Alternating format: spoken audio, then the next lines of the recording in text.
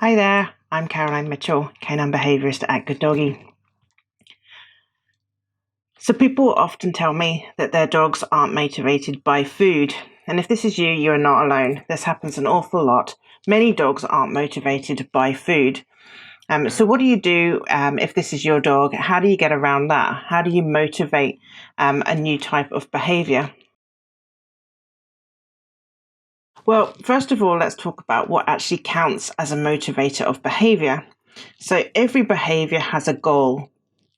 And that goal is the most powerful thing for motivating change or motivating your dog to do something, to perform a cue, or to do whatever it is that you want them to do.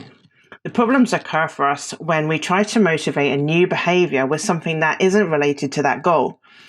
So, for example, if a dog is looking for attention, he's not going to be motivated by a treat. He's not going to be interested in, a biscuit or even chicken or steak or even the best thing you have in the world. He's not interested in any of that stuff. Goal was attention. So attention for this dog is going to be the most powerful motivator in this situation. Likewise, if your dog is scared and he's just trying to make space between him and something he's scared of, he's not going to ignore a fear for a biscuit, not even a really good one. Would you? If you're scared of heights or spiders, rats, geese, whatever it is, ladders, would you put that fear aside in exchange for a Ferrero Rocher maybe? Your behavior is trying to create space between you and something that is frightening you. You're trying to avoid it. So in this case, there's no biscuit in the world that's going to override that need to feel safe. So safety is the goal in that behavior. Do we want to try and change that behavior? We need to think about how do we offer safety to our dog as a motivator for doing a different behavior. Rewards are different from motivators. So dogs do things that make them feel good, and when they've performed a behavior that we want, we can give them this reward and it will reinforce what we've already done. That will help. So if we've managed to achieve the goal and we've given them a reward for that, then that's extra powerful. So the tasty treat might make them feel good, but also depending on your dog, not all dogs find things rewarding like food. They might find getting cuddles or playing with their friend or sniffing squirrels, that kind of thing might be far more rewarding to them than a treat. Rewards and motivators are different. A motivator aims to change a behavior, whereas a reward aims to celebrate the behavior that you chose.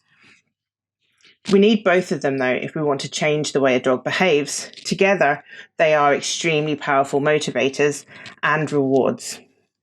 When we use our goals and rewards together to motivate change, then stuff can start to happen really fast. So how does this work? So we start with a trigger, and the trigger could be a situation. It could be the owner arriving home. It could be a visitor. It could be a dog coming over to greet your dog in the park. Maybe it could be the neighbour coming out through their back door into their garden. Your dog could be going for a walk. It could be anything. Maybe a car goes by, or there's lots of really good sniffs in the air, or waiter approaches you in a cafe, whatever. So we start with the trigger, and that's the situation that provokes a change of behavior. So this behavior then that comes next is designed to meet a goal. So when the owner arrives home, the dog wants attention. That's the goal. When a visitor arrives at your house, maybe your dog is scared of visitors and wants them to go away, or a dog comes nearby, their goal is to greet. So your dog could try any kind of behavior, but once the situation has passed, he'll ask himself two questions. First of all, he'll want to know, did the behavior that he chose meet his intended goal? So if he wants attention, then he might decide to jump up on his owner, and he'll get attention. So that's a yes, he achieved his goal. If he wants to scare your visitor away, maybe he chooses to bark. If the visitor comes in anyway, then the answer is no. On this occasion, his behavior did not achieve his goal.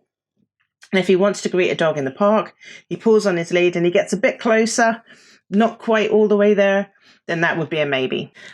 He kind of got close. So that behavior feels like he nearly achieved his goal. Secondly, he'll ask himself, did it feel good? All behavior is motivated by feeling good. If you feel good, then that's very rewarding. If the outcome doesn't feel good, then that's very not rewarding. That will have the opposite effect of a reward. It will discourage the behavior from happening again. So, did it feel good? So maybe he jumped up in his owner and he got loads of attention. His owner talked to him and played with him, and he loves that. So yes, that felt really good.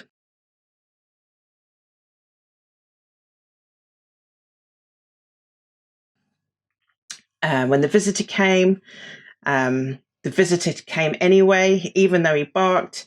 It didn't work, and he felt really unsafe. So that would be a no. That did not feel good. In the third example, he got close enough to the dog, and he liked that he was able to make some progress towards that. So again, we've got another maybe. So in these examples, we have a situation where the chances of repeating the behavior are very low. So let's talk about the dog that was trying to scare away the visitor. That visitor to the home made him feel kind of unsafe. There was a low chance of him wanting to repeat the behavior because he didn't feel that it worked, it didn't meet his goal, and it didn't feel good either. So for that dog, the chances of him actually wanting to repeat that and do that exact behavior again are very, very low. So that means that he's going to try something different next time. Now, that doesn't mean that he's going to behave, in our opinion, better next time. In fact, actually, in this case, it's probably going to mean his behavior will become worse or more unwanted. He tried to ask for space. He didn't get it, but he still feels unsafe when people are here. So rather than just barking, he might step his behavior up to a new level. Barking didn't work. He still wants the visitor to go away, so the goal hasn't changed. So instead of barking, he might start to growl, and he will continue to adapt his responses until that goal is met, until he feels good and it meets his goal. Only at that point will the behavior stop escalating. Tossing treats at him might make him feel good. In this case, you might say he didn't achieve his goal, but he did feel good because he got some treats, and that puts him into a maybe zone. So he still might escalate it, or he might not. The thing is that goals are much more important than rewards. So and when a goal like safety is there, then that is nearly always going to override any reward you have, because safety is more important than almost anything. So what do you do? So we have to find a new way for your dog to achieve their goal and make it feel good. When we can do that, then you're going to see some real behavior change and permanent behavior change as well. This isn't fancy tricks. If you can, do some very, very quick fixes with your dog, you can see behavior change quite quickly, but it is not going to be sustainable because goals aren't met. So you know your dog, you know what makes them feel good. It may be toys, it may be a special type of game. Maybe they love chicken, maybe they love little dry biscuits, maybe they love dried liver. And when it comes to toys, what is their favorite toy? Do they like tearing things up? Do they like a tennis ball? Do they like tugging things? So the first thing to do is to find out what your dog really loves. What is the favorite thing in the world for that dog? Perhaps he just likes attention. Whatever it is, that is going to be your reward. Then we need to figure out what the goal of the individual behaviours are and find a new way to meet those goals.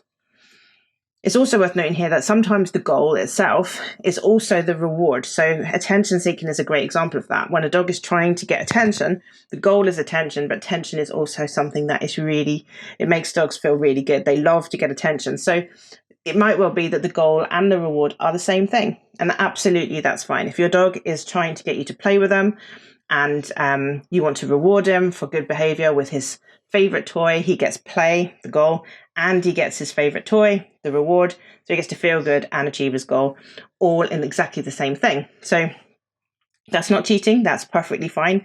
If both things are the same, then go with that. And if anything, it makes things much easier and simpler for you. But the goal won't always be something quite so simple as that.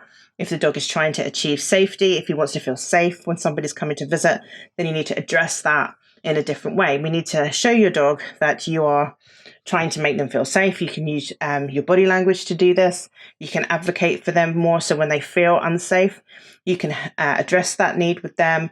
You can remove them yourself, so you can help them make space themselves and help them feel good before you bring them back into a situation. Whatever it is, your goal is to find out what their goal is help them find a new way to it, teach them a new behavior that will bring them to their end goal.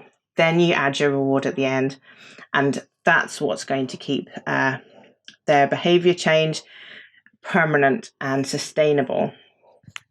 Hopefully that helps, and I'll speak to you in the next video. Take care for now. Bye-bye.